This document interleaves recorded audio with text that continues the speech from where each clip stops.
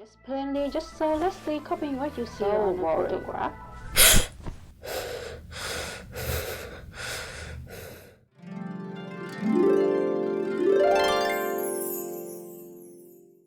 Hi, I am artist and there's a kind of material that I really love but never did a study on this channel, which is ceramic. So today we will study this little rabbit figurine to try to understand ceramic better. But first, let's see what we can do in a 2-minute session. And before this, I was actually kind of rehearsing in my brain what I was about to do, like step by step. Like first, I would use this kind of pale yellow for the face and the silhouette. And next, I would use a brighter yellow for the hat, kind of soft orange for the ears and that kind of stuff. And for the most part, I think I followed quite closely to all of those, and I was pretty happy. And then I glanced over the stopwatch to realize that time was almost up. So I rushed to put the two eyes and also get the bows on there just to kind of finish a little bit more. And to be honest, the result this time is a lot closer to the reference than all the other blobs that I usually made during this kind of session. So yeah, like it does look like a rabbit figurine, with the ears and the silhouette and all that kind of stuff, so that's good. So with the 2-minute session ended with a rare high note like that, let's move on to the 2-hour section. And I will begin with another rabbit figurine, but a rather and simpler one this time, so it's a perfect subject for warming up and also learning more about ceramic as a material. And before I say anything about what I discovered during the first study, I have something to confess. That is, this little figurine is not actually made of ceramic. Instead, it is made of resin.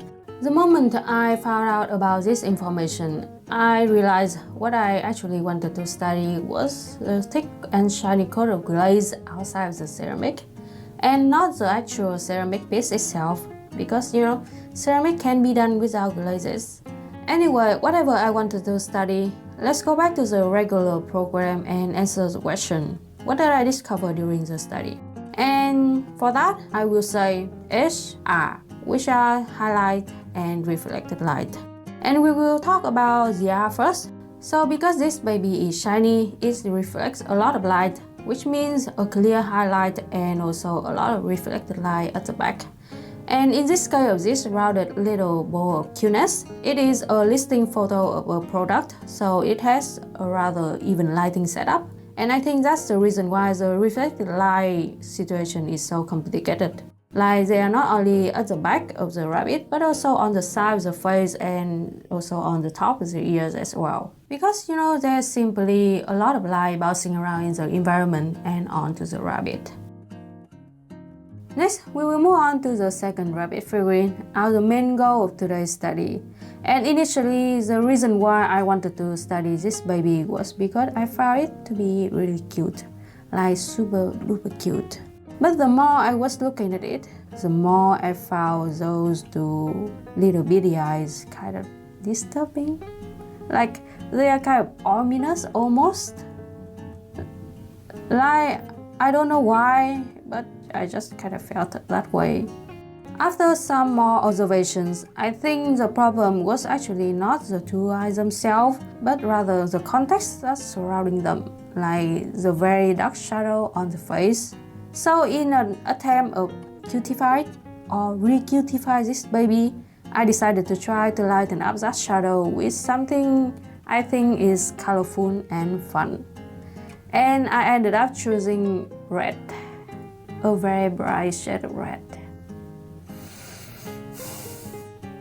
And as you can see, it made the rabbit look even more ominous than it actually was. But don't worry though, things was salvageable because of a secret weapon I will reveal later on. However, that still didn't really help my feeling at the time, because almost the whole time I was painting this, I spent in regret, in confusion, in sadness to see the rabbit look more and more creepy as I was painting more red on them. And I was actually quite sad to the point that even though time was running out, and I knew that time was running out, I was still feeling very unmotivated and worked very slowly Or at least I felt that way in my mental state, not really sure in reality. Maybe I just working as normal.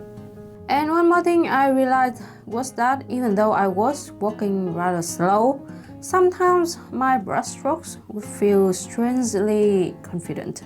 Like there were a few times I put out a succession of strokes without any consistency at all, which is a very rare thing for me.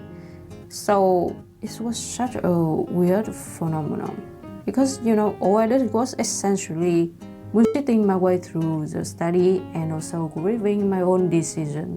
I really shouldn't feel this strange sense of confidence just out of nowhere like that.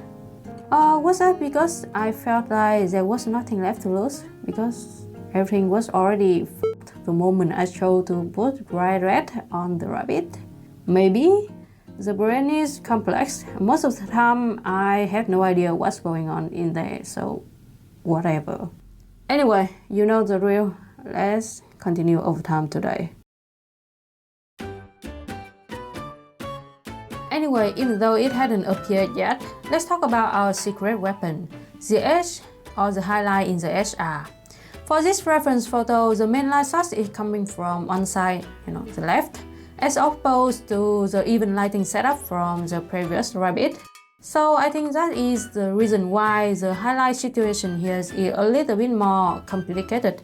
And the reflected light situation, on the other hand, is quite simpler than the previous rabbit. Or at least that's what I think the reason is. And also there's another reason as well because of the shape. The shape of this rabbit is also more complex as well.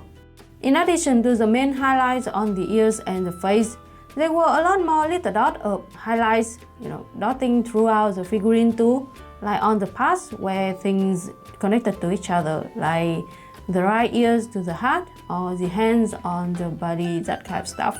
And then there was also some seemingly random ones, like on this part of the right ear too. I don't really know why they were the place they were, but putting them in truly helps with selling the illusion of shiny ceramic stuff. And also I improvised to put one more patch of highlight on the right eye, where originally there were none. And I think that's what an excellent and very effective move to re-cutify this baby one more time. And with that, let's check out the result.